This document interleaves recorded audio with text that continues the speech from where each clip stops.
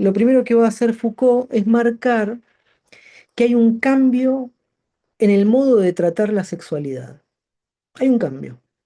Ojo, no solamente en términos de ideas, sino en el nivel muy concreto de las prácticas y de los espacios también. De hecho, él lo formula de cierta manera en Los Anormales, porque dice, pero al mismo tiempo se borra, se vela, se metaforiza, al mismo tiempo que se procura introducir una regla, si no de silencio, al menos de discreción máxima. Esto está hablando de cómo la sexualidad, en vez de empezar a callarse en la época victoriana, se empieza a hablar mucho más de sexualidad. Entonces, la pregunta es, ¿qué es lo que se borra y se vela? Bueno, se vela y se borra el viejo régimen de la carne cristiana, es decir, todo ese dispositivo de la dirección de conciencia post-tridentina, post-concilio de Trento, en el que el director espiritual debía hacer hablar al penitente, interrogarlo, exigirle que dijera con precisión lo que había hecho, lo que había pasado, lo que había deseado. Bueno, era un régimen de verbalización minucioso, un régimen detallado, casi casi de técnica de texto. De, pero el cristianismo, ¿qué pasa? Durante muchos siglos había organizado una economía de la palabra sobre la carne. ¿Mm? El sexo tenía que ser dicho, tenía que ser hablado, articulado en un discurso. Y de esa forma, puesto bajo una lupa de examen, que es el examen de conciencia.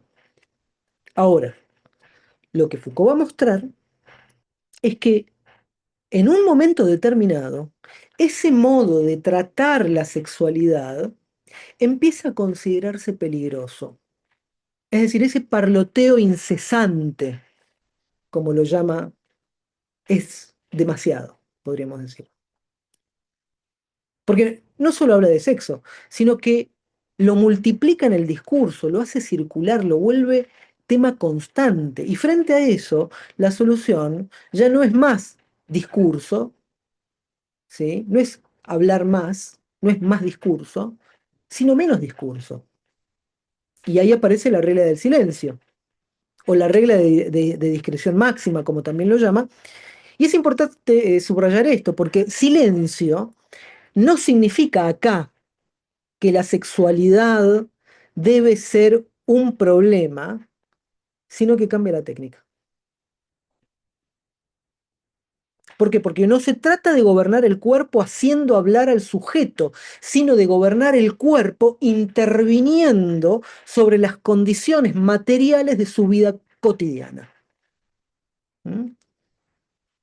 Y en esto aparece lo que podríamos llamar el segundo movimiento clave, que es la sustitución del discurso verbal por el dispositivo arquitectónico. Foucault lo describe en una frase muy, muy cargada, porque dice las arquitecturas, las disposiciones de los lugares y las cosas, la manera en que se ordenan los dormitorios comunes y se institucionalizan las vigilancias, la manera misma en que se construyen y disponen dentro de un salón de clase los bancos y las mesas, todo el espacio de visibilidad que se organiza con tanto cuidado, la forma, la disposición de las letrinas, la altura de las puertas, la supresión de los rincones oscuros. Acá no hay metáforas, esto es literal. ¿Se acuerdan cuando íbamos a la escuela, no? ¿Nunca se preguntaron por qué los baños no tienen puerta hasta abajo y tienen unas entradas que se podían ver la parte de los pies, por ejemplo? ¿Por qué los bancos están ordenados de cierta manera y no de otra? Mm. Bueno, esto tiene que ver, como dice Foucault acá, ¿no? Dice, la manera misma en que se construyen y disponen dentro de un salón de clase los bancos y las mesas, todo el espacio de visibilidad que se organiza con tanto cuidado, la forma, la disposición de las letrinas, la altura de las puertas, dice Foucault. Lo que se intenta hacer, como dice él, es suprimir los rincones oscuros. Porque acá de lo que se está hablando es de cosas muy materiales, muy concretas, es decir, puertas, bancos, sillas, es decir, cómo se arma el dormitorio, cómo se ubican las camas, qué altura tienen las puertas, ¿m? ¿Dónde están los inodoros, las letrinas? ¿Cómo están distribuidos los bancos en un aula en sentido panóptico? Y lo clave es lo que va a decir a continuación. ¿Por qué? Porque todo eso va a reemplazar eh, el discurso indiscreto de la carne. Es decir, la arquitectura y la disposición de los espacios no son neutrales, son una forma de responder a un problema que antes se abordaba con palabras. Donde antes se multiplicaban las confesiones, ahora que se multiplica la vigilancia material. Antes se multiplicaban el control a través de lo verbal. Ahora el objetivo es el mismo, pero ¿cómo se hace? Se controla el cuerpo del placer. La técnica no cambia, ¿eh? Se abandona la palabra como instrumento principal y se apuesta a un régimen de visibilidad distinto. ¿Mm? Podríamos decir algo así, ¿no? El rector, el cura, el educador, ya no necesita saber qué soñó el niño. No necesita saber qué fantaseó el niño, qué pensó, qué necesita. Lo que necesita es que el niño no tenga rincones oscuros donde tocarse, no tenga espacios opacos donde la mirada no pueda penetrar. Entonces, en lugar de producir discursos sobre el sexo, se producen estructuras espaciales que vuelven el cuerpo expuesto y al mismo tiempo intentan reducir al mínimo las posibilidades de unas prácticas masturbatorias no controladas. ¿Mm? Porque acá de lo que se trata el capítulo 5 es cómo llegamos al control de la masturbación en los niños. Es un giro disciplinario, ¿no? ¿Por qué? Porque se pasa del examen de conciencia a la organización racional del espacio. Y esto nos lleva a una paradoja que Foucault va a formular en otra frase que es casi casi un lema del periodo. Se las leo. En los colegios, los seminarios, las escuelas, para decir todo esto con una palabra, se habla menos de lo posible, pero todo en ordenamiento de los lugares y las cosas designan los peligros de ese cuerpo de placer. Se dice lo menos posible, pero todo habla de ello. Es decir, la disposición de las mesas, la disposición de las camas, la disposición de las letrinas, la disposición de las puertas, habla de una cuestión sexual.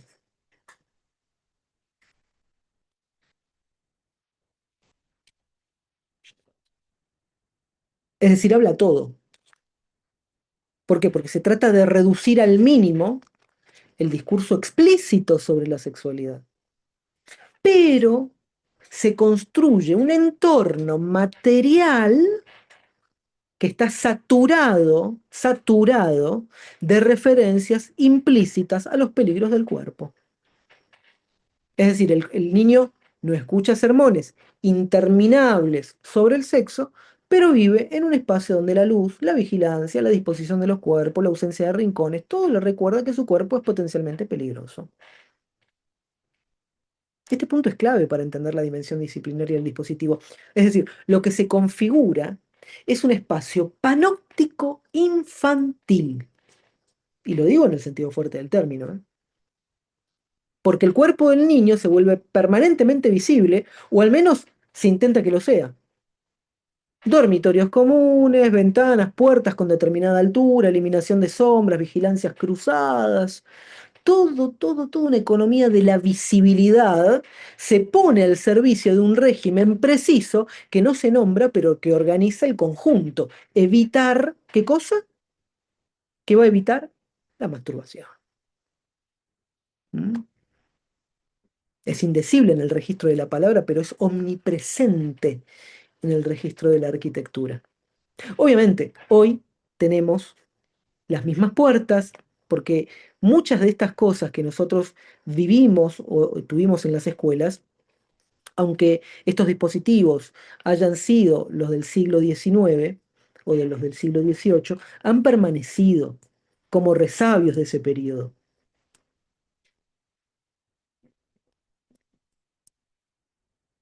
Foucault acá, de alguna manera, está trasladando, trasladando al terreno escolar y al terreno familiar lo que ya había analizado en Vigilar y Castigar.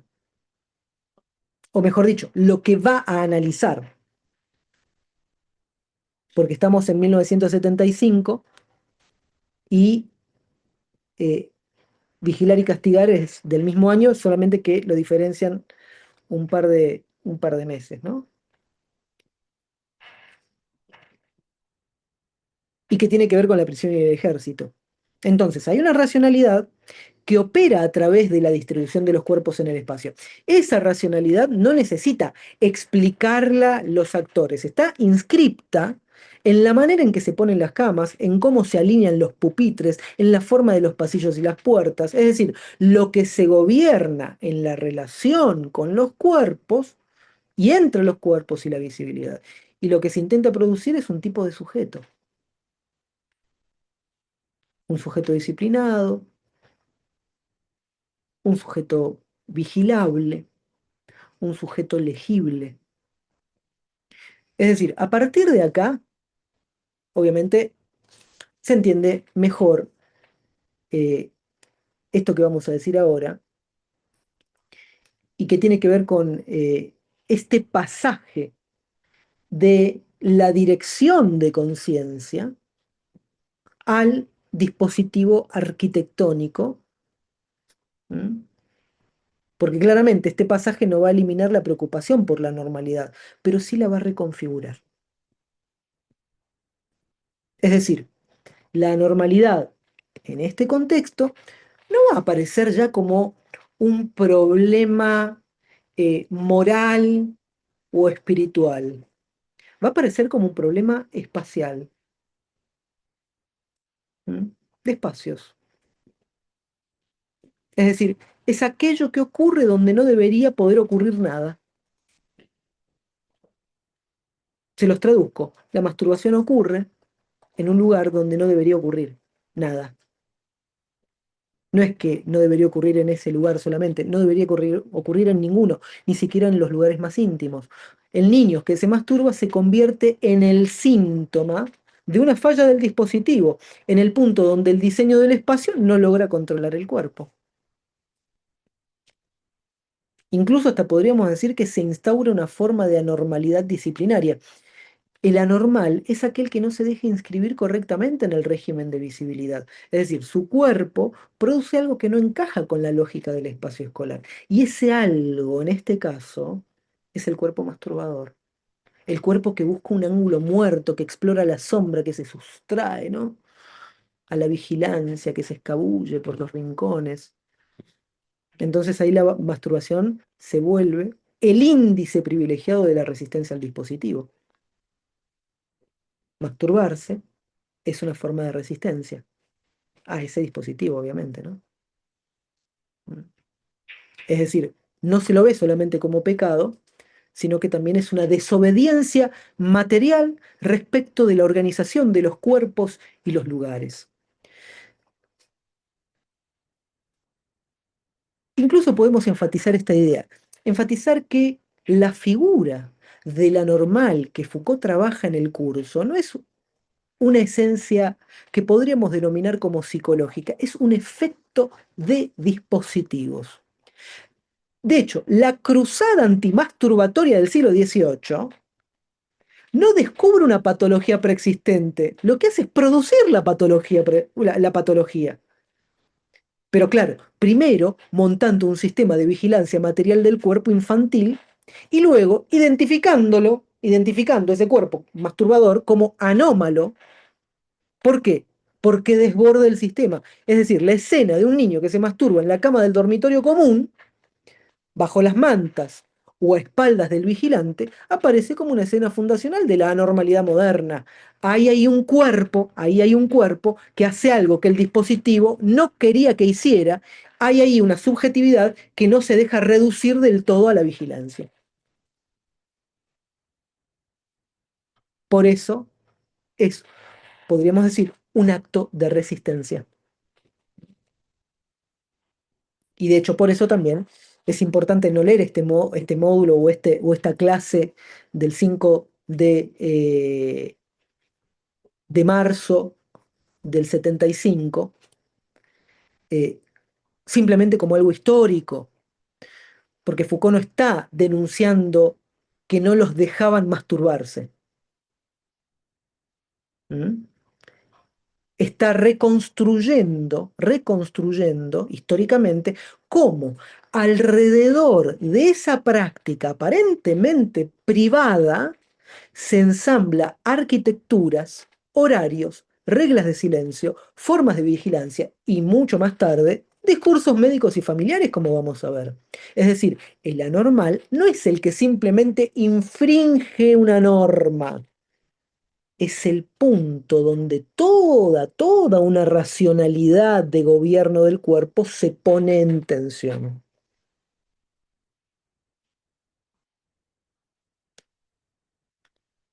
Vamos a la campaña antimasturbatoria, eh, porque vamos a ver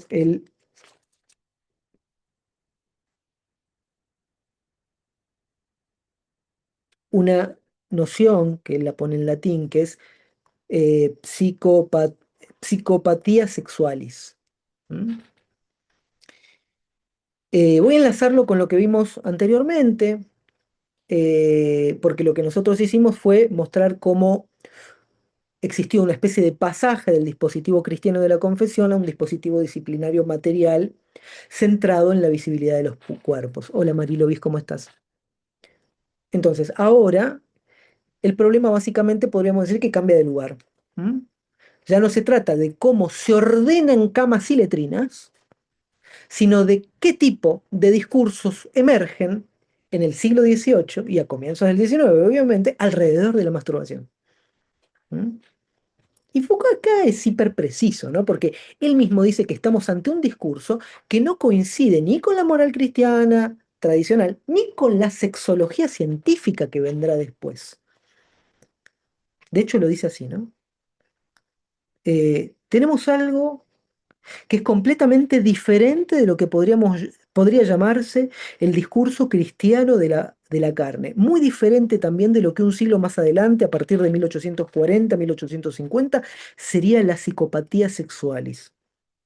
¿Qué significa que no sea ni carne cristiana ni psicopatologías sexuales? Bueno, significa en primer lugar, no es carne cristiana porque no hay examen del deseo. ¿Mm? No hay interés por el pensamiento, por la tentación, por la conscupiscencia. Todo ese universo teológico que exige hablar, confesar, narrar, queda afuera. Y no es todavía psicopatología sexual porque no hay todavía un vocabulario clínico para el tema. No hay perversión, no hay desvíos, no hay categorías diagnósticas aún. Entonces, ¿en dónde estamos? Estamos en una zona liminar, una zona de transición conceptual. Pero ojo, lo más sorprendente es que Foucault detecta, ¿sí? Algo que para él va a ser como una ausencia. ¿Mm? Y lo dice de forma como medio irónica también. Dice, no es en absoluto el discurso de la carne. En él no aparecen jamás las palabras, los términos mismos del deseo del placer, va a decir. Es tremendo. Se habla de masturbación sin hablar de placer. Es como si hubiera un enorme elefante en la habitación y el discurso antimasturbatorio y se diera de cuenta que no existe. Porque Foucault, eh, cuando cuenta que luego de meses de leer esta literatura, solo encontró solo una vez, entre 1830 y 1840, un intento de explicar la masturbación como una forma de autoplacer, dicho por un médico, ¿no? Y el médico lo que dijo fue algo, es muy loco, ¿no? Dice, debe ser porque le provoca placer. Lo dice así, o sea, la explicación del médico es ¿por qué se masturba? Porque, y debe ser que le provoca placer. O sea, es la única referencia a la cuestión del placer. ¿M? Y es la única vez que aparece. Entonces, la conclusión es contundente porque este discurso no necesita deseo para condenar la masturbación. Ese es el discurso cristiano, condena el deseo. Es decir, no la construye como un exceso de placer, como un placer prohibido, como un placer arrebatado, como un placer inadecuado para un niño, si se quiere, sino como un acto vacío de sentido sexual. Una práctica en sí misma patológica, es decir, la masturbación no cumple con el objetivo por el cual existen los órganos sexuales, que es la procreación. Pero nadie se puso a pensar en el placer, solo un tipo lo pudo decir. ¿M? Solo un médico en un lapso de tantos años. En otras palabras, para que el alumnado, ¿sí?, que estaba bajo control, eh, pueda ser vigilado, había distintos dispositivos que nosotros vamos a ver.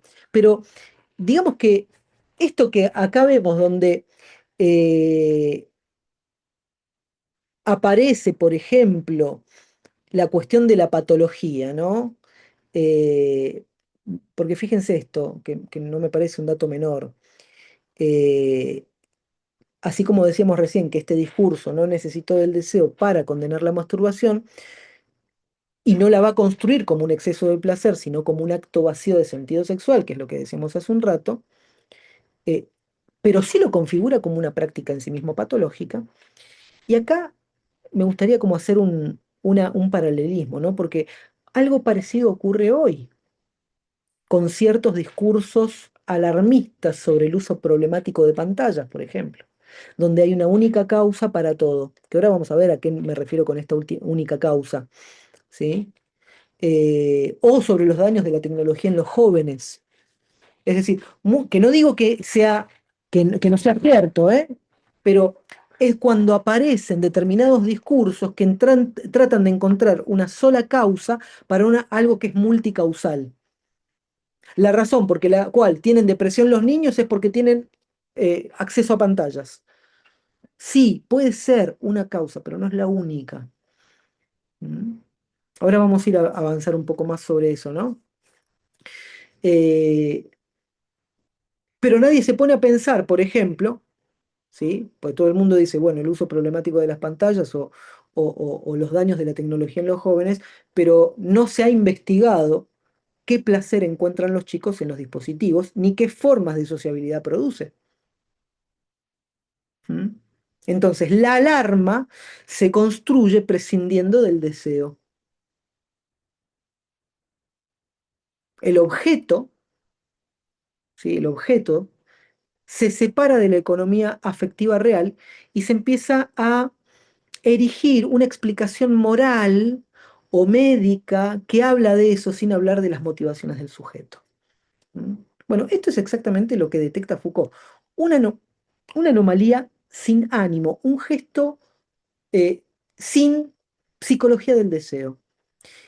Y es en esa operación donde empieza a tomar forma la figura de quién?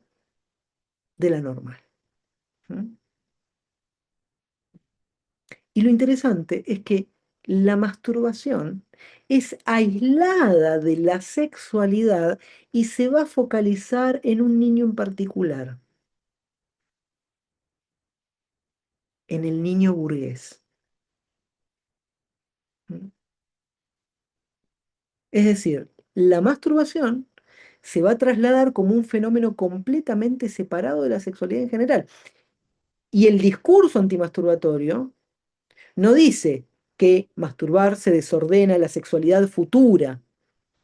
Es decir, no lo vincula con lo heterosexual ni con lo homosexual. No lo vincula, eh, si se quiere, con otras prácticas autoeróticas. Recorta y aísla. Recorta y aísla. ¿Qué quiere decir esto? En estos textos, dice Foucault, sobre la masturbación, La sexualidad adulta no interviene prácticamente nunca. Mucho más, tampoco lo hace la sexualidad del niño. Es la masturbación misma, virtualmente, sin lazo alguno con los comportamientos normales de la sexualidad y ni siquiera con los anormales. Es impresionante, o sea, la masturbación no es una desviación de la sexualidad, es un objeto autónomo. Porque si por lo menos dijesen que la masturbación es una desviación sexual, por lo menos está ligada a la sexualidad, pero acá no están ligándolo a la sexualidad, lo toman como objeto autónomo. Básicamente lo que plantea Foucault es que la masturbación se empieza a convertir en un enemigo en sí mismo. Por eso casi no aparece asociada a las prácticas sexuales, sino a enfermedades corporales, a etiologías, agotamiento, degradación. Entonces la sexualidad queda afuera del análisis. Lo que importa básicamente es el gesto mismo masturbatorio como interrupción del orden corporal. Y acá aparece una segunda dimensión fuerte, que tiene que ver con la clase social. ¿Mm? Mucho más, se trata esencialmente de una cruzada que se refiere a los niños, adolescentes de los medios burgueses. Medios burgueses. Es decir, la campaña antimasturbatoria no apunta a la clase obrera adulta. No apunta a la gran ausente del discurso, ni siquiera a la prostitución, ni a la sexualidad matrimonial o extramatrimonial. No, el blanco es el niño burgués. ¿Por qué el niño burgués? Porque es el único cuerpo que importa políticamente. Es el cuerpo que debe no morir. El cuerpo que debe convertirse en trabajador útil, en heredero, en ciudadano productivo. El cuerpo del niño burgués es capital, capital biopolítico. Y la masturbación amenaza ese capital para el siglo XVIII, obviamente. ¿Por qué? ¿Por qué amenaza ese capital? Se los adelanto, después lo desarrollamos. Pero si él encuentra un lugar donde no pueda ser vigilado y aprende a encontrar lugares de no vigilancia, cuando todo el tiempo lo están controlando, ¿en qué se sostienen el sistema biopolítico? En el control absoluto de la vigilancia de los cuerpos. Que vos tengas una pulserita que te dice cuántos pasos estás haciendo, que vos tengas un celular que tenga GPS donde te pueden ubicar en un santiamén, que te pueden triangular biopolíticamente, saber dónde está tu cuerpo, en qué lugar y espacio y a qué hora, no es un dato menor, ¿no? Entonces, que vos en tu infancia, en esos momentos de altísima vigilancia, donde se te está entrenando a ser vigilado y por ende te están subjetivando para que vos incorpores la vigilancia, una persona que no tiene incorporada la vigilancia es una amenaza para el sistema mismo. ¿Mm? Ya lo vamos a desarrollar.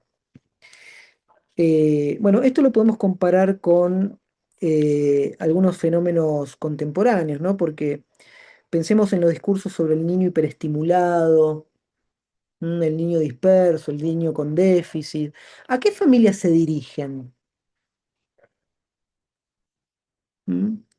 A las mismas, a las clases medias y medias altas que están bajo la responsabilidad de producir un hijo exitoso.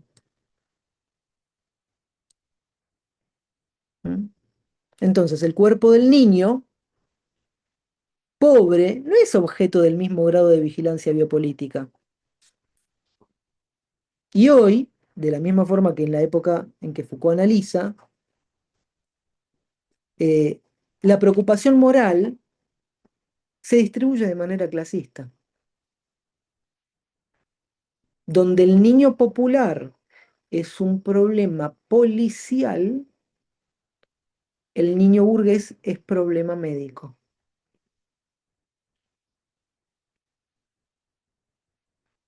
Niño popular, problema policial. Niño burgués, problema médico. Un adolescente drogadicto de un barrio popular, ¿dónde termina? O en la cárcel, en un internado.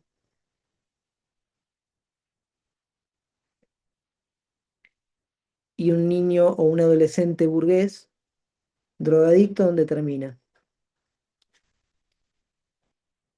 Y lo más probable es que internado en algún lugar, en algún tipo de spa muy caro, por citar un ejemplo. Escondido de la vista de todos, ¿sí? Porque no se vaya a enterar uno que fulanito, ¿m? Es drogadicto. Piensen en, por ejemplo, los famosos, ¿sí? Eh, ¿Cómo se distribuye esto? No es lo mismo. eh, ¿Se acuerdan, por ejemplo, el caso Elegante, que obviamente, pero qué hubiera pasado si hubiera sido eh, alguien de clases sociales altas? ¿M? En un retiro con ayahuasca, tal cual, Gilberto, exactamente. Exactamente. Muy bien. Sí, o en un taller de biodecodificación, ¿sí? En alguno de estos lugares donde adicto a las drogas o a otras cosas, claro, tal cual, no solamente las drogas. ¿M? Eh, bueno, a todo esto, este es un punto vital porque necesitamos mostrar que la masturbación no es un fenómeno natural que la institución descubre, es una construcción que emerge donde una sociedad detecta que la vida del niño burgués es demasiado valiosa como para no ser gobernada. ¿M?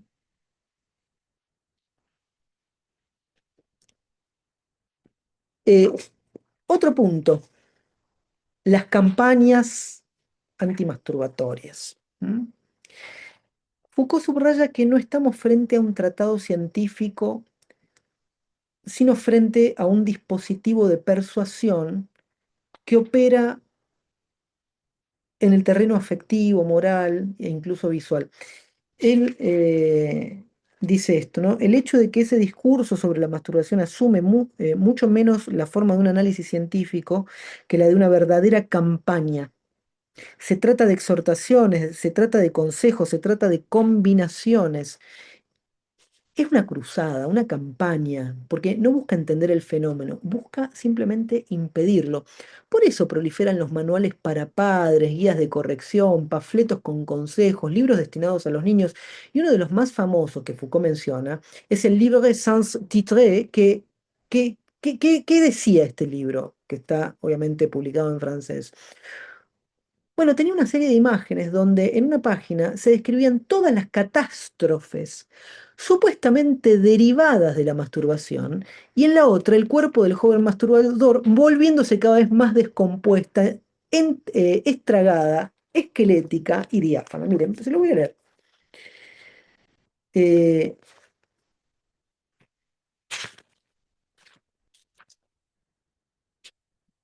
a ver si encuentro. Ah, por acá.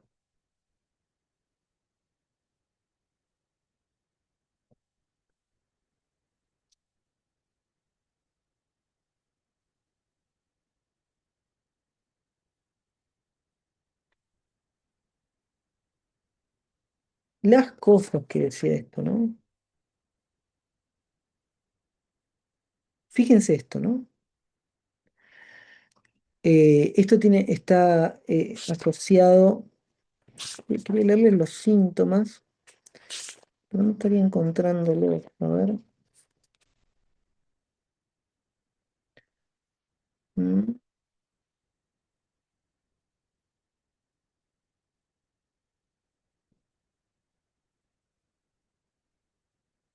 Acá está.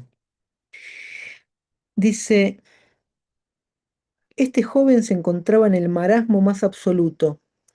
Su vista estaba completamente apagada. Allí donde se encontraba, él satisfacía las necesidades de la naturaleza. Su cuerpo exhalaba un olor particularmente nauseabundo. Tenía la piel terrosa, la lengua vacilante, los ojos hundidos, toda la dentadura descarnada, las encías cubiertas de ulceraciones que anunciaban una degeneración escorbútica. La muerte ya no podía ser para él sino el final dichoso de sus prolongados sufrimientos. O sea, ok, imagínense, esto estaba, eh, para que ustedes se den una idea, esto es del Diccionario de Ciencias Médicas, Medicinales. Diccionario que fue la Biblia del cuerpo médico serio, serio, durante el siglo XIX. Se los leo de vuelta. Ese joven se encontraba en el marasmo más absoluto, su vista estaba completamente apagada. Allí donde se encontraba él satisfacía, o sea, no me lo puedo imaginar. Él satisfacía las necesidades de la naturaleza.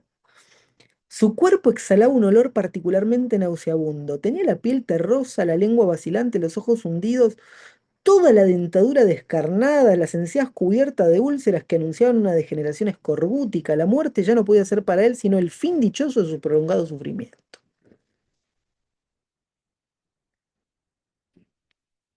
Falta que diga hay que sacrificarlo. Falta que termine así. Bueno, eh, es una imagen patológica, ¿no? Una imagen patológica.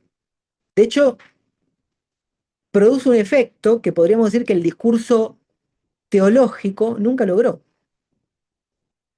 Generar un futuro anticipado. Es decir, el niño se ve a sí mismo en el cuerpo arruinado del masturbador. O sea, es gracioso, pero al mismo tiempo es tremendo. Imagínense a un niño que le lees esto, y decís, mira, si te tocas vas a terminar como él. Es decir, es un espejo invertido, una especie de teatro del horror. De hecho, Foucault incluso menciona una práctica que hoy nos parece hasta grotesca, pero que ilustra muy bien la racionalidad disciplinaria del siglo XIX y del siglo XVIII, porque este es mortal. Había un museo de cera. Había un museo de cera donde se exhibían todos los accidentes de salud que podían ocurrir a quienes se masturbaran. Es terrible. ¿Mm? Entonces, imagínate que hoy, chicos, vamos de excursión al museo de cera. Claro, vos ves eso y te querés cortar las dos manos. ¿Mm? Era el museo del terror masturbatorio. Pedagogía visual, porque la idea era producir miedo. Eh, Esto es como, por ejemplo, lo que pasa ahora, ¿no? Con las cajetillas de cigarrillos. Es el mismo sistema, ¿no? Básicamente el modelo es, si haces esto, te va a volver, te vas a transformar en esto otro. ¿Mm? O sea, lo que cambia Y, básicamente es el objeto. Sí, que- perdón, te quería decir, Diego, que por ahí pienso la cantidad de enfermedades, síndromes, etcétera, que tienen que ver con que donde se inhiben los, digamos, donde no hay mecanismos de inhibición. Y entonces todo lo que caracteriza por ahí la enfermedad se le achacaba a la masturbación. claro, Y quizá lo que estaba en juego no era eso, sino que no se podían lograr mecanismos de inhibición. totalmente, ¿No? totalmente. Pasa hasta el día de hoy que hay algunas cosas que algunas enfermedades que uno sabe que están asociadas a esa falta de mecanismos de inhibición y se trabaja de manera distinta con los chicos para poder ir educando, sociabilizando de alguna manera también a la persona. Sí, lógico. Creo que, bueno, Foucault un poco esto lo dice, ¿no? Porque la masturbación va a iniciar como una especie de bola de nieve en el imaginario, ¿no?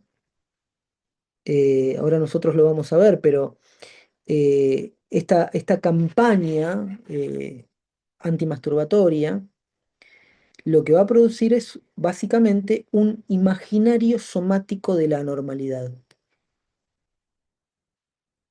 O sea, te generan una imagen de cuerpo agotado, piel pálida, espalda encorvada, orejas grandes, musculatura atrofiada. Entonces, claro, imagínate, ¿no? No sé, sí, no me lo imagino, ¿no? Pero como bastante deformado. O sea, imagínense el niño, ¿no? O sea, lo que sentiría. Y los padres, sí, imagínate. Porque, a ver, este era el discurso médico, era el discurso de verdad. No es que entre los padres y los médicos se ponían de acuerdo para decirle eso al niño, como se pondrían de acuerdo los padres para decirle que viene Papá Noel. No, no es un engaño para que el chico. No, los padres también eran parte de eso. ¿Mm? También creían que si el niño hacía eso iba a terminar como el pobre que acabo de describir hace un rato. ¿Mm? Entonces de acá eh, pasa, o sea, hay como un pasaje. Antes era ofendiste a Dios, pecaste. Y ahora es vos mismo te estás destruyendo. Entonces, el autoerotismo se vuelve autolesión. Entonces la anormalidad se vuelve fisiológica. Entonces, acá hay 5 puntos que me gustaría como destacar. Primero, se construye un mecanismo, un discurso sobre la masturbación que está donde la ausencia principal es el deseo, eh, no necesita subjetividad, no necesita un cuerpo vulnerable, no importa eso. Segundo punto, se recorta la masturbación como un fenómeno separado de la sexualidad, absolutamente aislado, descontextualizado y autosuficiente. Tercero, se dirige a una clase social determinada, que es la burguesía. ¿Por qué? Porque es ahí donde la vida del niño es un recurso político. Y cuarto, se organizan campañas, manuales, folletos, museos de cera. Aparece la pedagogía del miedo. Y por último, se produce un imaginario corporal de la normalidad. Un cuerpo devastado, ¿m? Que genera un miedo anticipatorio, ¿no? A las consecuencias de sus actos. Y acá aparece otra cuestión a- que viene a cuento de todo esto, que tiene que ver con la ficción de la enfermedad total. ¿M? ¿Por qué la enfermedad total? Porque acá Foucault quiere mostrar que el discurso médico no llega como una forma de racionalización neutral, tampoco llega como una mirada objetiva que viene a corregir los excesos de la moral religiosa. No, viene a surgir una especie de maquinaria que va a producir nuevas formas de pánico, nuevas ficciones de enfermedad y sobre todas las cosas, nuevas formas de responsabilización del sujeto. Lo que te pasa es culpa tuya, porque te está tocando. No se amenaza a los niños con una vida adulta perdida de desenfreno y vicios, dice Foucault, sino una vida adulta completamente baldada por las enfermedades. Es decir, que no se trata tanto de una moralización como de una somatización, una patologización. Es decir, la amenaza no es moral. No es que no te tenés que tocar porque está mal, a Dios no le gusta. ¿Mm? Acá lo que se pone en juego es el cuerpo. No te tenés que tocar porque tu cuerpo va a sufrir, se va a deteriorar, te vas a enfermar. Este es el primer nivel de la somatización. Y acá aparece esta noción de ficción de la enfermedad total. ¿Qué significa esto de ficción que llama Foucault de ficción de enfermedad total?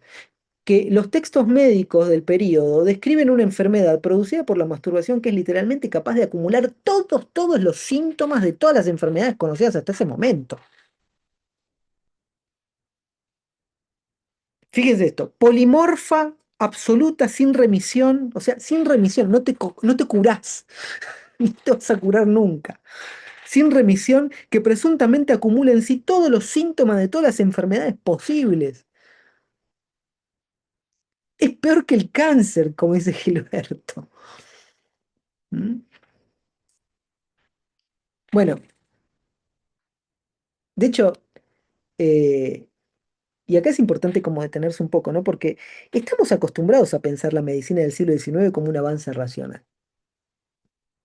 ¿M?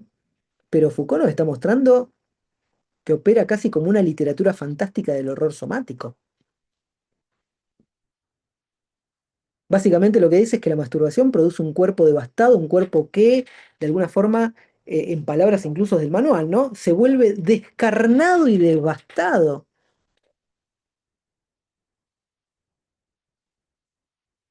O sea, básicamente te estás produciendo lo que le hicieron a Damiens, cuatro changos que lo desmembraron, pero te lo estás haciendo vos mismo con tus propias manos. ¿Mm? O sea, imagínense, ¿no? Un adolescente 1810 ahí, frente a uno de estos manuales ilustrados donde el cuerpo del masturbador aparece progresivamente degradado como si fuera consumido por dentro. ¿Qué ve? Bueno, un cuerpo que no es un cuerpo enfermo por una causa específica. Es un cuerpo que va a encarnar todas las enfermedades. O sea, no hay función que no vaya a fallar. No hay proceso biológico que no pueda volverse sede de deterioro. Ojo, esto no ha cambiado mucho, ¿eh? O sea, lo que era la masturbación en el siglo XIX, hoy es el estrés. ¿Se dieron cuenta que el estrés produce todos los males sabidos y por haber? El estrés te produce infartos, el estrés te produce gastritis, el estrés te produce alopecia, el estrés te produce problemas de la piel, el estrés te produce obesidad, el estrés te produce insomnio, el estrés produce infertilidad. O sea, ¿se dan cuenta cómo se localiza en una enfermedad y en una etiología total? ¿Cuál es el interés de que todo sea atribuido al estrés?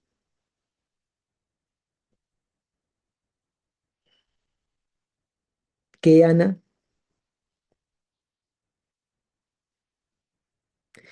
Vender es una parte, control es la que más me importa. Porque si yo meto en tu cabeza que no te tenés que estresar, Claro, automáticamente, ¿qué pensás para... el control también como para que sea rentable. Te venden medicación, es un negocio. Pero hay algo mucho más fácil para el estrés, porque la medicación se sabe que no calma el estrés. Es decir, vos seguís estando estresado, pero tenés el síntoma del estrés adormecido si te tomás un clonazepam. Te sentís más relajado, pero el estrés sigue estando. Ahora, el punto central es, ¿qué es lo que se vende para el estrés?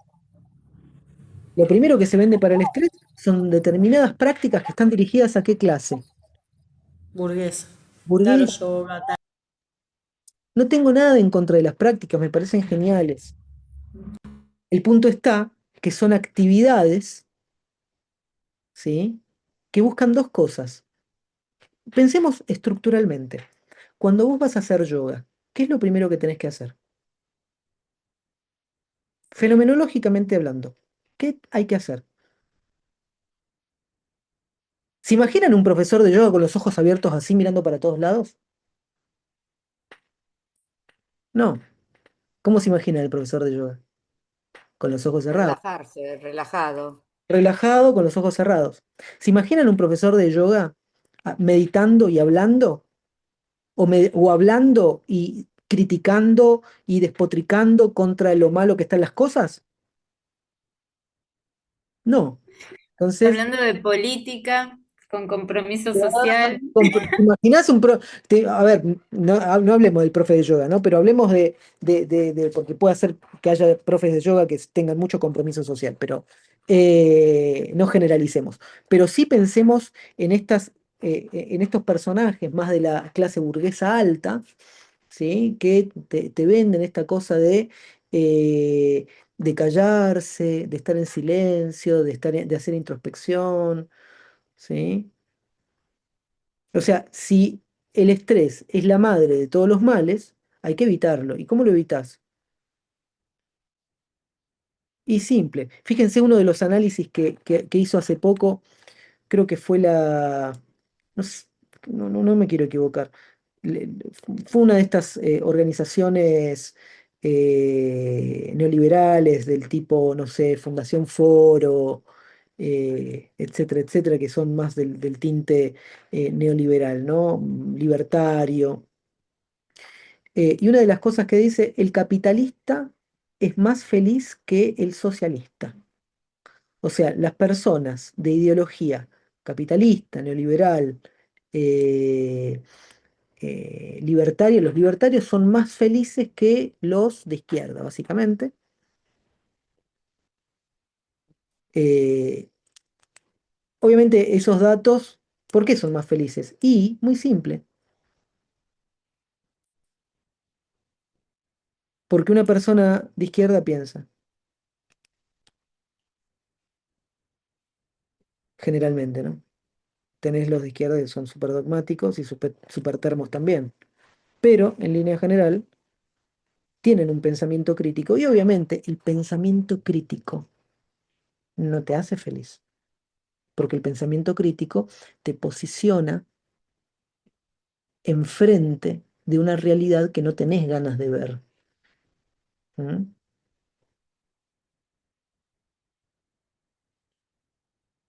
Entonces, ahora es el estrés. El estrés provoca infarto, gastritis, alopecia, problema de la piel, obesidad, insomnio, infertilidad, todo lo que se te ocurra. Una etiología total. ¿Mm? Entonces, todo parece derivar de eso. Entonces, si te podemos instalar para vos mismo que no tenés que estar estresado, que tenés que hacer yoga, que te tenés que calmar, que tenés que tener discursos positivos, habla de cosas positivas y vas a ver cómo vas a estar mejor. Siempre centrándote en lo negativo, pero no ves esos discursos que parten de algo tan inocente como no tenés que estresarte tanto. Son lo mismo que la sexualidad y la masturbación del siglo XIX. ¿Mm?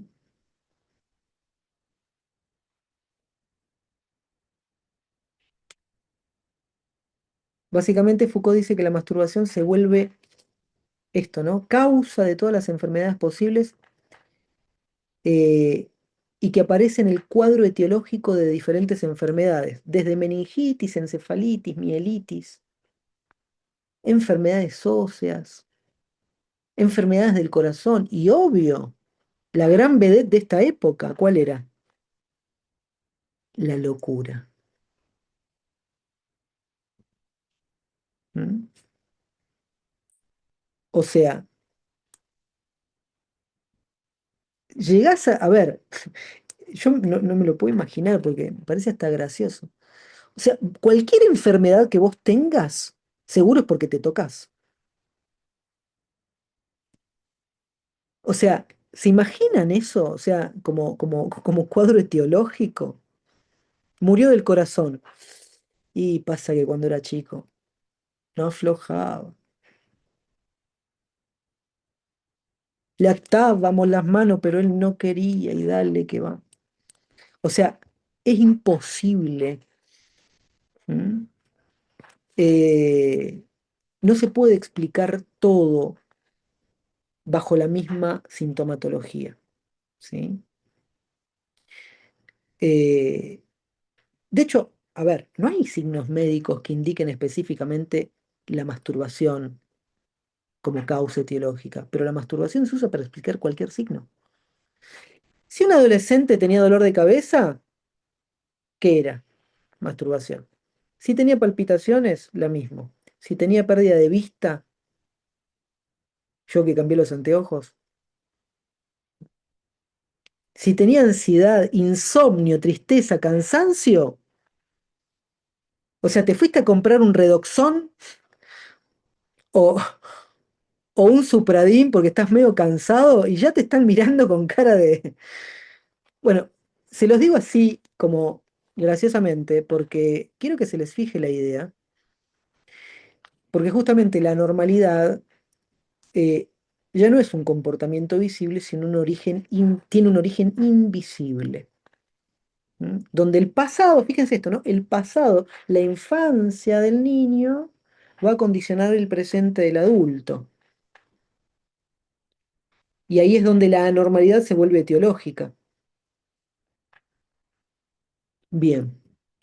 Después aparece el delirio hipocondríaco, ¿eh? O sea, no se crean que el delirio hipocondríaco está fuera de la cuestión. De hecho, fíjense esto. A ver, delirio hipocondríaco. Suscitaron una suerte de verdadero delirio hipocondríaco mediante el cual procuraban conseguir que los enfermos mismos asociaran todas las enfermedades que experimentaban a esa falta primera y fundamental que sería la masturbación. O sea, lograban que vos mismo te autodiagnostiques. Cualquier cosa que tenías por delirio hipocondríaco iba a estar asociado automáticamente para vos mismo lo ibas a asociar a la masturbación. Entonces, la somatización no es solamente una atribución médica, va a ser un modo de subjetivación. ¿Qué pasaba? El adolescente que años después sentía palpitaciones, aprende a decir, esto es porque lo hice cuando era chico. ¿Mm? Le tendría que haber hecho caso al museo de cera. ¿Por qué me habré enfermado el día que fueron al museo? Ok. La mujer que siente debilidad es lo mismo, ¿no? Tuvo una juventud desordenada. Bien, eh, entonces la culpa deja de ser moral. ¿Y cómo se vuelve la culpa? Se vuelve fisiológica. ¿Mm? Eh, Foucault dice, la masturbación se está convirtiendo en la causalidad universal de todas las enfermedades. Alguien que muere de viejo muere a causa de su masturbación infantil. O sea, esto lo dice Foucault, el chiste no es mío, ¿eh? Se los releo. La causalidad universal de todas las enfermedades, alguien que muere de viejo muere a causa de su masturbación infantil. ¿Mm? Paradoja médica. Eh, Porque se instala una causalidad tan amplia, eh, que ya no es verificable ni refutable, no es posible ni siquiera refutarla, porque toda enfermedad adulta puede imputarse a un gesto infantil. ¿Mm? Es lo que Foucault llama causalidad adicional. Una causalidad que superpone a las causas visibles una especie de teología histórica, ¿sí? Como dice él, ¿no? Por la que el enfermo mismo es responsable de su propia enfermedad. ¿Qué le suena? El enfermo mismo es responsable de su propia enfermedad. Si estás enfermo, sin duda es porque lo quisiste. Si tu cuerpo está afectado, sin duda es porque te tocaste. Si sos pobre, es porque querés. ¿Mm? Es el núcleo de la normalidad moderna.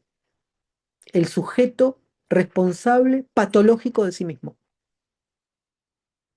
Ya no es solamente un sujeto enfermo, también es un sujeto culpable. ¿Mm? La anormalidad es un modo de subjetivación atravesado por la idea de que uno es la causa de su propio deterioro. ¿Mm? Ojo, esto no ha variado. En los tiempos actuales, en el neoliberalismo, la cosa no ha cambiado mucho. Fíjense esto, ¿no? Si estás enfermo es porque no te cuidaste. ¿Mm? Si tenés ansiedad es porque no regulaste tus hábitos. ¿Mm? Si tuviste una CB y la contás, ¿sí? Porque hay gente que tiene una CB y no la cuenta, es porque no trabajaste en tu estrés. Te dije que no te estreses. Te dije que hagas yoga. Te dije que no critiques tanto al presidente. ¿Mm? Es decir, no se trata de negar, obviamente, el papel de los hábitos, sino lo que trato de mostrarles es una estructura discursiva donde se individualiza la causa, se moraliza el síntoma y se hace del sujeto el agente de su propio malestar o, en este caso, de su propia patología. ¿Mm? Bueno, esta lógica es la lógica que Foucault detecta en la campaña antimasturbatoria, donde hay una autorresponsabilidad o autorresponsabilización biológica.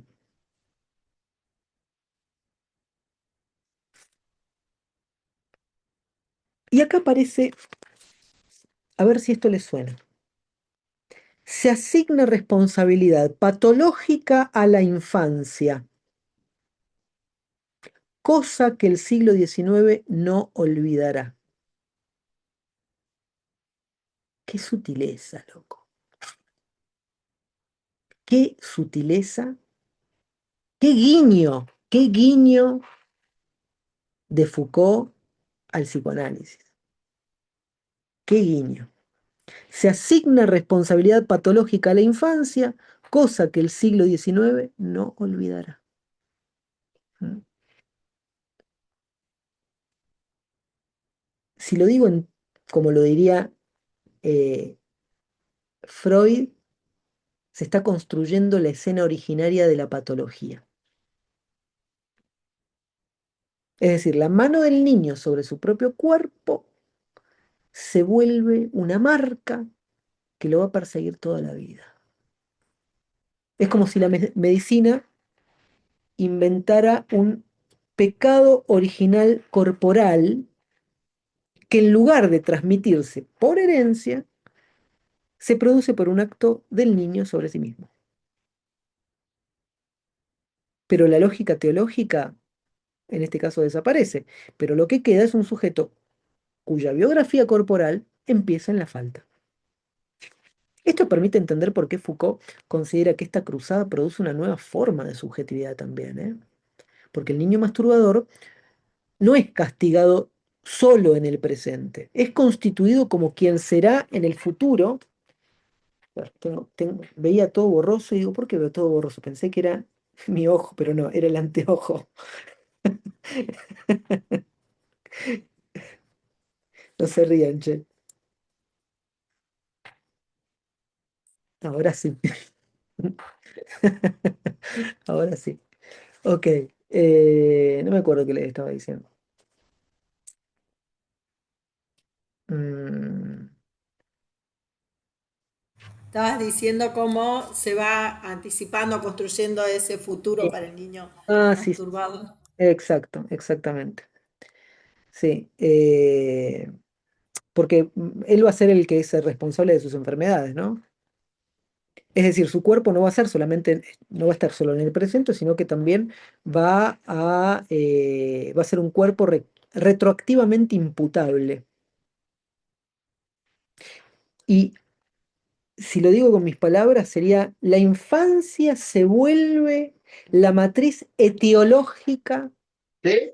de la vida adulta. ¿Mm? ¿Eh? No, tu taller lo dejaste en el tobogán todo enredado y yo lo colgué para que se vaya secando un poco. Ahí está. Alguien tenía el micrófono abierto. Muy bien. Eh, bueno, esto de que les decía, ¿no? La infancia se vuelve una matriz etiológica de la vida adulta. También lo podemos pensar en términos de discursos presentes, ¿no? Porque hoy vemos como ciertos discursos hacen eh, del peso corporal, de la salud mental, del rendimiento escolar, de la productividad laboral, signos de una infancia. Una infancia que ha sido bien o mal gestionada. Es decir, se patologiza retrospectivamente y no rinde tanto porque sus padres no lo disciplinaron a tiempo.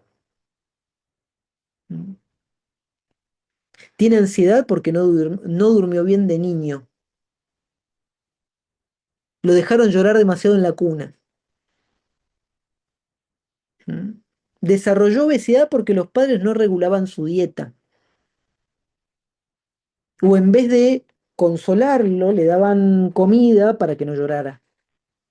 Que no digo que no sea eso, digo el discurso cómo se origina, ¿no? Como la infancia como matriz del adulto que será. ¿Mm? Entonces, la estructura es la misma. Infancia como fuente de responsabilidad patológica en el futuro. Entonces, Foucault lo que nos muestra con esto es que la cruzada antimasturbatoria no fue una obsesión moralista aislada. fue un laboratorio donde se ensayó un modo de gobernar el cuerpo mediante la culpa fisiológica, la etiología difusa y, podríamos decir, la lectura permanente de mis actos, de sí mismo, la interpretación de sí, la hermenéutica de sí. Entonces, la anormalidad nace ahí, en ese punto, como una forma de ser sujeto que debe responder por su propio cuerpo, aun cuando el origen de ese desorden esté situado décadas atrás. ¿Mm? Bien,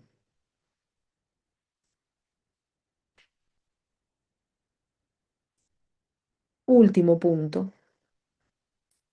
porque acá se plantea eh, lo que podríamos denominar la familia medicalizada, el Estado, por otro lado, educador, y todo esto conforman de alguna forma el núcleo biopolítico de la normalidad infantil. ¿Mm? Entonces, lo que vamos a tratar de hacer ahora es entender cómo diablos este dispositivo antimasturbatorio, que hasta acá parece básicamente circunscribirse a la escuela o al médico y al discurso médico, se va a desplazar hacia el interior mismo de la familia. Y ojo, no es solo hacia el interior de la familia como espacio afectivo, sino como una nueva unidad político-biológica del siglo XVIII y obviamente del siglo XIX. Entonces, a partir de este momento, la familia va a dejar de ser simplemente un conjunto de relaciones de parentesco y va a pasar a ser la célula básica donde se juega la normalización de la sexualidad infantil.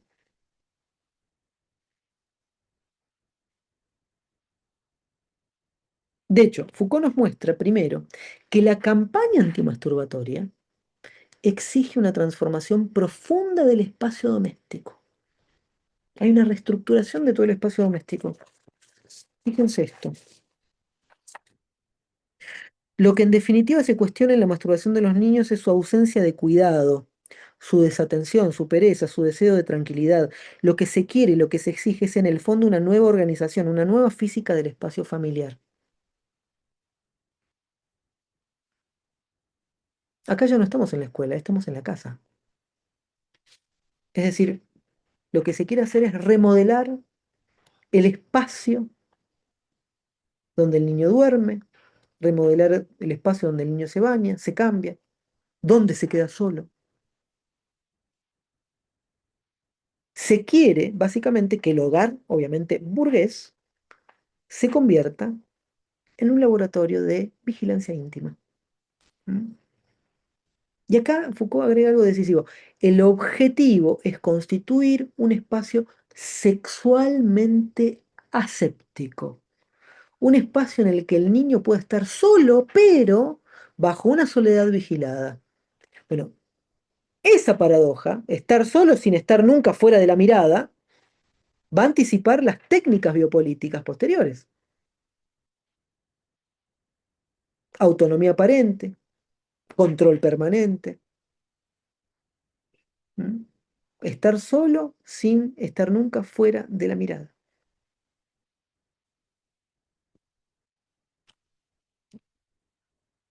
De hecho, Foucault lo formula diciendo que vamos a pasar de la familia relacional es ese entramado aristocrático de alianzas, herencias, parentescos, que organizaban la vida familiar en torno a los bienes, en torno al linaje, y va a pasar de esta familia relacional a la familia célula, con su espacio corporal, su espacio afectivo, su espacio sexual, completamente saturada por las relaciones directas de padre-hijo.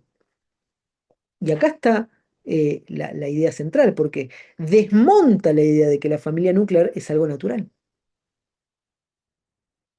Lo que nosotros entendemos como familia, papá, mamá y los tres hijos, o los dos hijos, o el niño, quien sea, cuantos sean, ese tipo de familia, que vive en un espacio aislado, solos, es una invención del siglo XIX. No es natural. ¿Mm? Es decir, es un producto de una reorganización política del cuerpo del niño. Entonces, el niño deja de ser un punto dentro de una red extensa de parientes. ¿Y en qué se convierte? Bueno, se convierte en el núcleo alrededor del cual se estructura la familia moderna. Es decir, el autoerotismo, la masturbación infantil, se vuelve para Foucault punto, como dice él, ¿no? Punto de enganche, si mal no recuerdo. A ver, punto de enganche, punto de anclaje de deberes, la culpa, el poder, la preocupación, la presencia física de los padres. ¿Qué quiere decir esto? Bueno, quiere decir que la sexualidad infantil, lejos de ser un fenómeno íntimo, pasa a ser el eje organizador de la vida familiar moderna. Es decir, la familia se cohesiona alrededor de esa vigilancia. El niño sexualmente peligroso, aunque ese peligro sea construido, es lo que mantiene unida a la familia celular. ¿Mm? Pensemos hoy en lo que pasa, ¿no? Porque si tiramos un par de ejemplos actuales, pensemos cómo hoy la familia reorganiza los espacios del hogar alrededor del monitoreo digital. La computadora en un lugar visible, el control parental, las cámaras de bebé en la habitación, la preocupación obsesiva por qué ve en Internet. Bueno, es la misma estructura. Un niño cuya sexualidad o acceso a ella se vuelve un punto de vigilancia que articula la presencia de los padres, su culpa, su discurso, sus decisiones espaciales. Obviamente es la versión contemporánea de la sexualidad escéptica. Obviamente no podemos comparar, solamente estoy comparando cómo se estructura los espacios en función de la sexualidad del niño o el acceso a la sexualidad. La ubicación de la computadora en un lugar visible, como decimos recién. ¿Mm? El control parental. Obviamente estoy describiendo y no moralizando, ¿eh? No digo que esto no hay que hacerlo o que no hay que reorganizar el espacio. Yo también tengo un hijo y también está bajo control parental su celular, digamos, ¿no? Lo que simplemente estoy diciendo es que eh, estos dispositivos, esta forma de reorganización que a nosotros nos parece tan natural, es algo que comenzó en el siglo XIX. ¿Mm? No es algo nuevo. De hecho, Foucault muestra cómo en el siglo XVI o XVII, si mal no recuerdo, esto está en la historia de la sexualidad de los niños era algo natural, o sea, se lo consideraba algo natural. ¿Mm?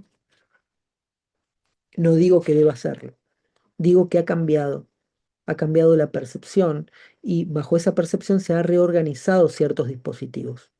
¿Mm?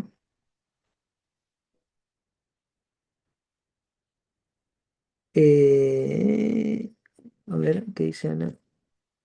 Hoy una actitud muy esquizo, control por un lado e hipersexualización por otro. Sí, tal cual. Coincido plenamente. Bien. En otras palabras, los padres tienen poder, pero claro, ese poder está regulado por dispositivos externos. ¿Mm? Claro que ellos vigilan al niño, pero el médico vigila a los padres. Entonces la familia deviene el primer filtro de normalización sexual, pero no decide sola qué es normal y qué es anormal. Para eso está el discurso médico. Clasificar, tipificar, corregir, evaluar, todo eso. Y esto es un punto clave y punto clave por el dispositivo biopolítico. La familia se privatiza en apariencia, pero se medicaliza en contenido. De hecho, la vida íntima se empieza a convertir en materia de peritaje. La cama del niño se analiza por un saber externo. ¿Mm? El enfermo tiene que reconocer su mal. Esto es el dispositivo de la confesión. El enfermo debe reconocer su mal. En síntesis, debe confesar. Ahora bien, en todos los textos de esta cruzada, la cruzada antimasturbatoria, se dice con claridad que el niño no puede ni debe hacer esa confesión a los padres. Solo puede hacerla al médico. Esto es tremendo. Es decir, así como la confesión cristiana debía realizarse a un sacerdote, la nueva confesión sexual debe hacerse ante un especialista, pero no cualquier médico, ¿eh? Foucault lo aclara, dice, los secretos individuales deben confiarse al especialista. Entonces el dispositivo se cierra así, los padres vigilan el cuerpo del niño, el médico vigila el alma del niño, pero los padres no pueden acceder al secreto sexual del niño y al médico, pero el médico sí. La interpretación del cuerpo infantil pasa a ser monopolio del médico. Silencio de la sexualidad en las fronteras mismas de la familia, dice Foucault. Desplazamiento de la enunciación de esa sexualidad hacia la institución y la autoridad médica. La sexualidad es ese tipo de cosa que no puede decirse más que al médico. ¿Mm? Esto funda un principio central de la biopolítica moderna. La sexualidad infantil pertenece al Estado a través del médico. ¿Mm?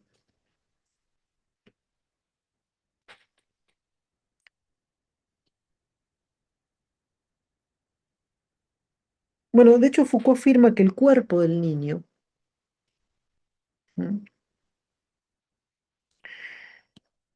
estaba convirtiéndose en una apuesta importante. Y esto lo dice por dos razones. Primero, supervivencia, segundo, utilidad. Es decir, el niño debe vivir eh, eh, debe vivir porque se lo reconoce por primera vez quizás con valor económico y político de supervivencia infantil. Es decir, la familia más acotada, más restricta, se convierte en una herramienta estatal para asegurar que ese cuerpo llegue vivo y funcional a la adultez. ¿Mm? Esta educación del cuerpo infantil forma parte de una educación natural de los niños, que es confiada obviamente a los padres, pero normada por saberes expertos. ¿Quiénes? Médicos, pedagogos, higienistas. Es decir, los padres ejecutan pero no deciden. Este es el primer eslabón de la gubernamentalidad moderna. Y después viene la pieza final, ¿no?, que es el Estado educador. Foucault lo expresa así: al mismo tiempo que se pide a los padres cuidar, vigilar, normalizar el cuerpo sexual del niño, también, dice él, se solicita a esas mismas familias que hagan la retrocesión efectiva de los niños al Estado, entregando su instrucción a un sistema educativo controlado por el Estado. Ocúpense de sus hijos y más adelante despréndanse de esos mismos hijos, dice Foucault. ¿Mm? Es decir, los padres mantienen vivo al niño, el Estado los toma para sí. Los padres normalizan el cuerpo del niño, el Estado normaliza su conducta. Los padres vigilan la sexualidad, el Estado vigila su utilidad social. ¿Mm? Y Foucault remata diciendo: el cuerpo sexual del niño sirve, en cierto modo, de moneda de cambio. ¿Por qué? Porque la familia produce un cuerpo dócil, un cuerpo sano, un cuerpo regulado. ¿Y el Estado qué recibe? El Estado recibe un cuerpo para incorporarlo a sus maquinarias educativas, militares y laborales. ¿Mm? Acá hay resonancias modernas tremendas, ¿no? La presión por mandar a los niños a escuelas bilingües bajo el ideal de la competitividad futura. ¿Mm? La medicalización generalizada de la infancia, TDAH, ansiedad, fobias, diagnósticos cada vez más precoces. Dispositivos de vigilancia escolar, donde el rendimiento, la conducta, las emociones del niño son monitoreadas por plataformas externas. Básicamente esto es la continuidad del mismo gesto, el cuerpo del niño como objeto de gestión. ¿Mm? Bien, vamos a hacer hasta aquí. Esto es el capítulo, la clase del 5 de marzo. Cómo se convierte el dispositivo o la campaña antimasturbatoria en lo que hoy entendemos que es el dispositivo biopolítico. ¿Mm? Donde primeramente lo que va a aparecer es una familia relacional que es reemplazada por una familia célula, donde hay un eje eh, que ya no es obviamente la transición patrimonial, sino ahora todo se centra en el cuerpo del niño. Aparece la familia medicalizada, aparece la sexualidad infantil que se confiesa al médico y no a los padres. ¿Mm? Se instala la división moderna entre vigilancia doméstica y saber experto también, ¿no? El Estado interviene y el cuerpo sexual del niño se convierte en una moneda biopolítica. ¿Por qué? Porque la sexualidad deja de ser un dominio moral y pasa a ser una cuestión de gobierno. ¿Mm? Entonces, la normalidad no es una categoría médico-moral, es un efecto biopolítico, o político si se quiere. ¿Producido por qué? Por dispositivos que comienzan en la vigilancia doméstica y terminan en la administración estatal de la vida infantil. Lisa y llanamente. Qué actual que sigue siendo Foucault. Muchas gracias, Caro. Muchas gracias por haber estado. Bueno, gente, vamos a hacer hasta acá. Me alegra que nos hayamos podido juntar. No sé cuántos somos 22 hoy. Les recuerdo por si se olvidaron o si no sé si quieren participar o no, pero el miércoles voy a estar dando una clase sobre Dussel. Se pueden anotar en la plataforma. Cualquier cosa me piden y les vuelvo a pasar el enlace y demás. Eh, Nada, va a ser una clase interesante porque vamos a estar trabajando algunas cuestiones relacionadas a cuestiones éticas, que es el foco de... Muchas gracias, Igne. Es el foco de Dussel, la ética como filosofía primera, como dice Immanuel Levinas. Y vamos a estar trabajando sobre una categoría específica que es la categoría de rostro. ¿Mm? Categoría de rostro que él va a tomar de eh, el Antiguo Testamento, del lenguaje hebreo, que es la noción de pamín. Pamim, que significa rostro a rostro o cara a cara. ¿Mm? Y Lo vas a pasar, perdón, el enlace lo vas a pasar, yo no voy a poder, yo ya estoy inscripta, pero no voy a estar presente, no voy a poder hacerlo de manera sincrónica, no hay así problema. que espero la grabación. Sí, sí, sí, lo voy a grabar como grabo todas las clases y después, nada, si las subo a la plataforma, las subo a la plataforma y si no me piden y se les mando el enlace, ningún problema. Hay Muchas veces gracias. que tengo más tiempo, menos tiempo, pero eso trato de hacerlo todas las veces. Bueno, gente, vamos a terminar acá, que tengan buenas noches, gracias por haber estado. Gracias, Los espero en el Diego. grupo. Buenas noches. Que Gracias. tengan buenas noches. Gracias. Hasta luego. Hasta Gracias, luego a Diego. todos. Muchas Gracias. gracias. Chau, chau. Gracias.